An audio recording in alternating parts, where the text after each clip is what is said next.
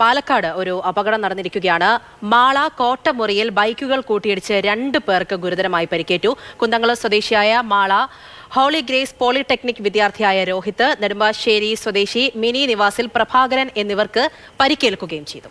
Gokul V S നൽകും വിവരങ്ങൾ. ഗോകുൽ, എപ്പോഴായിരുന്നു ഈ സംഭവം? നമ്മളിപ്പോൾ കുറച്ച് ദിവസങ്ങളായി നോക്കുകയാണെങ്കിൽ എന്നും ഓരോ അപകട വാർത്തയുണ്ടായത്. എപ്പോഴായിരുന്നു ഈ അപകടം നടന്നത്? മറ്റു വിശദാംശങ്ങൾ എന്താണ്?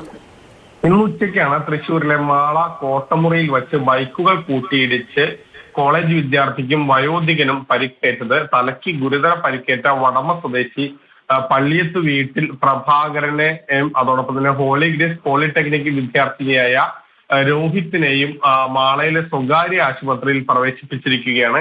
ഇരുവരുടെയും തലയ്ക്കാണ് പരിക്കേറ്റിട്ടുള്ളത്. പരിക്ക് ഗുരുതരമായതിനാൽ വിദഗ്ധ